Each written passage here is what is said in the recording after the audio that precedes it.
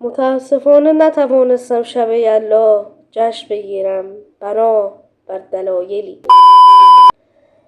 خب آقا جشن میگیریم چون که اون موقع ویلیجرها نداشتن که دعوتشون کنم به خانه ما.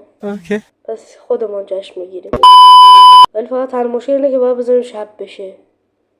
و همش این بود که به خاطر این ویلیجر من اینجوری شد. آقا گود نایت تا شب باشه. حالا هر کاری هم داشتیم بهم بگی. ممنونم. خداحافظ. 2000 خب years. بالاخره غروب شد.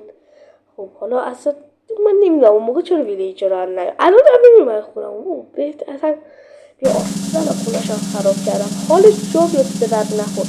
ولی خب بازم بنده خدا خونه رو به من قرض داده. حالا اشکال نداره. خوب باز کنید خودم همه خراب کردم تا حالش جا بیاد. خب آقا این بود ویسه دیسکو کدوم بود؟ این بود یا این بود؟ اصلا در 24 در 20 خب این میره بیرون پس از اینجا به بعد خب حالا اینو میذارم. خب وایسا با این بود دیگه.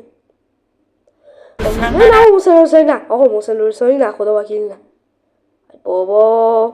خب آقا یه بار دیگه ولش بذار دوباره اینو بذاریم. فکر کنم دیگه یکی دیسکه بود دیگه قطعا.